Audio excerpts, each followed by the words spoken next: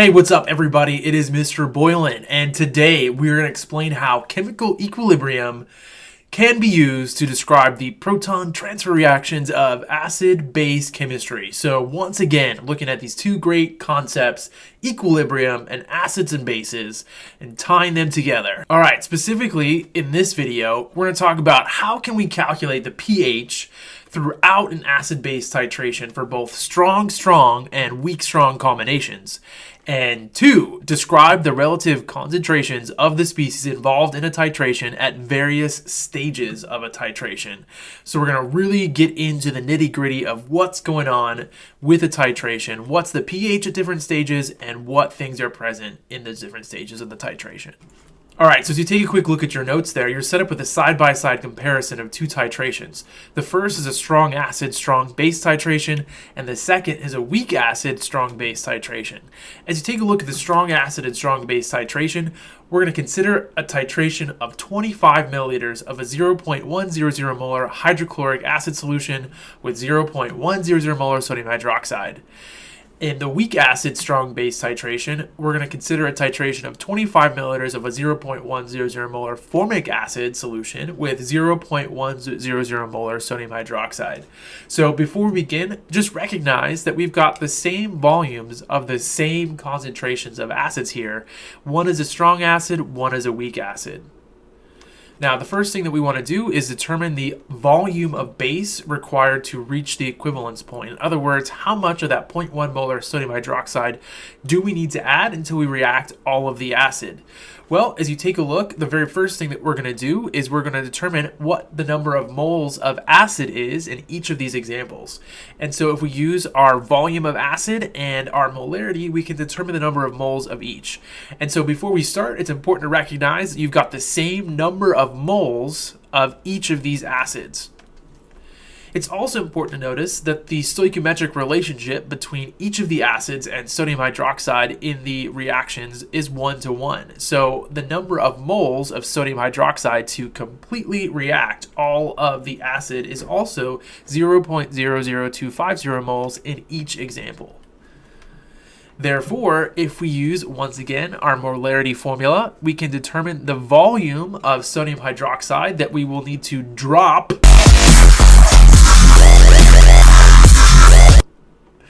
into our analyte or into that acid solution, and we can determine it to be 25.0 milliliters. So before we go any further, just recognize that even though these are two very different titrations, we're using the same number of moles of acid in each.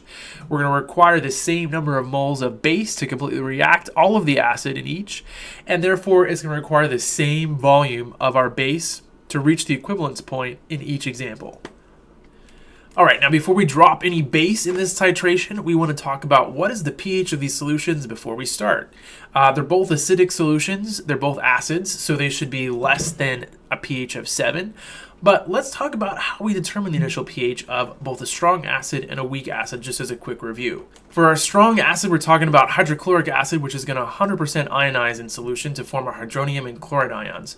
And because we're talking about 100% ionization, whatever the concentration of our hydrochloric acid was initially, it's also going to be the concentration of our hydronium ions in solution because, again, we have 100% ionization with strong acids.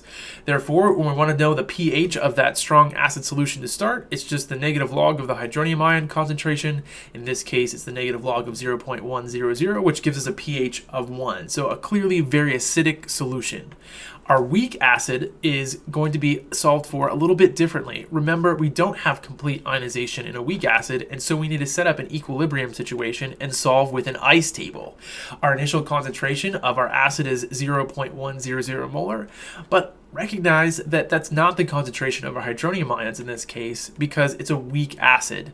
As we continue with our ice table here and set up the stoichiometric changes in each of those concentrations, at equilibrium then we'll be given concentrations of 0.100 molar minus X for our weak acid, and then both concentration of X for our hydronium ion and our formate ion respectively.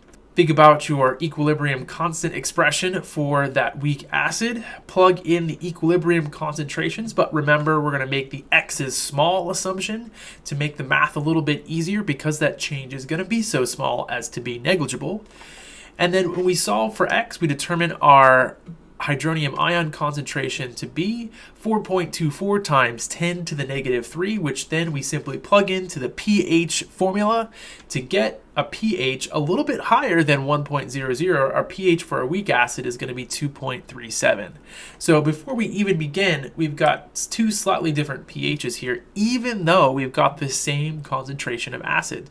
They're both acids, so we're both in the acidic range, but just recognize a strong acid versus a weak acid of the same concentration will have different pH values simply due to the fact that one is going to ionize completely and the other is not. So if we take a look at our titration curve, that initial plot is going to indicate the pH of the solution before we've dropped any base. Okay, so let's talk now about what's going to happen once we start adding that base. We're going to talk about adding at first just 5 milliliters of our titrant, dropping 5 milliliters of our base into that acid. We're once again going to start with the strong acid, and in the strong acid, that hydroxide ion that you're dropping in from your base is going to react with the hydronium ion that is in solution to neutralize it and form water. In the weak acid, you've got to recognize that that hydroxide ion that you're dropping in is going to react with the weak acid molecule itself to neutralize it and form the conjugate base of that weak acid. Now, as you take a look, the first thing we're going to do is determine the number of moles of sodium hydroxide that we dropped in from that 5 milliliters that we just added. And with a quick molarity calculation, we can determine that we used 0.000500 moles of sodium hydroxide in each example. We're then going to use the stoichiometric relationship that we find in the balanced chemical equations here to determine that in the strong acid titration, we're consuming 0.000500 moles of hydronium, again, one-to-one relationship. And we're going to consume 0.000500 moles of the formic acid, weak acid molecules in the weak acid titration. As you go back to the strong acid titration, recognize then that we have only 0.0020 moles of hydronium ions remaining because we neutralized 0.000500 moles of it by adding that 5 milliliters of sodium hydroxide. In the weak acid solution, we have used up 0.00500 moles of the weak formic acid molecules, and there's still 0.0020 moles remaining.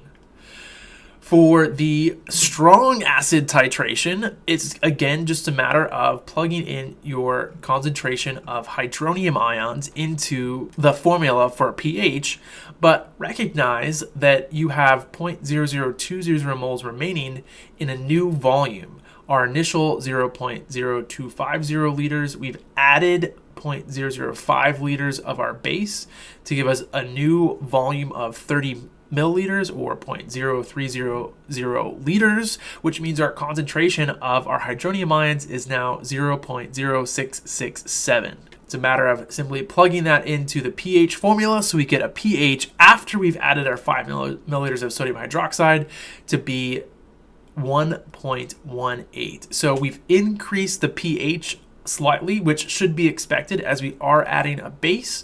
If we go back to the weak acid though, an important thing to keep in mind, even though we have 0.00200 moles of our formic acid remaining, we have also formed 0.00050 moles of the formate ion, or the conjugate base of our original weak acid.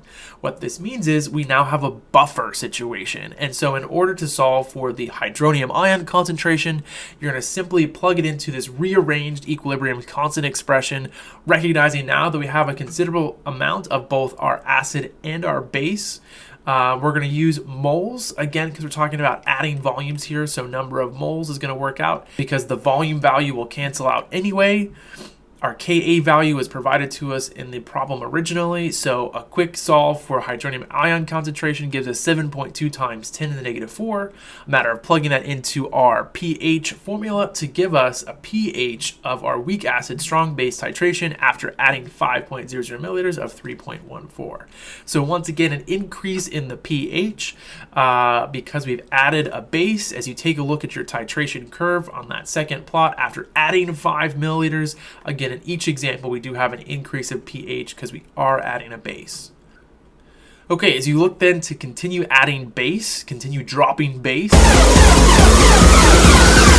into your acidic solution there, we're going to consider what's going to happen to the pH after adding 10 milliliters, 15 milliliters, and 20 milliliters of sodium hydroxide respectively. You're going to solve the exact same way that you just did in that previous slide for each addition. And that information is provided to you in your notes as you had 10, 15, and 20 milliliters of your sodium hydroxide respectively, and your strong acid, strong base titration. Again, you will have slight increases as you continue to consume your hydronium ions. The weak acid, strong base titration, very similar calculations done in the previous step as well. Okay, now the only thing to take note of here in the weak acid, strong base titration is what's known as the half equivalence point. If you recall from the initial calculation that we did at the beginning of this problem, we determined the equivalence point to be 25 milliliters. So 12.5 milliliters is half of the volume required to reach our equivalence point. And at that point, pH will equal the pKa. And that can be important for many reasons, one of which would be to help us identify an acid if it was an unknown acid that we were working with. But the reason why this works out is because at the half equivalence point, the ratio of your weak acid to its conjugate base is 1:1, and therefore it effectively drops out of the calculation for determining the pH. And so as you take a look at the half equivalence point in this example, 3.74 is the pH at our half equivalence point.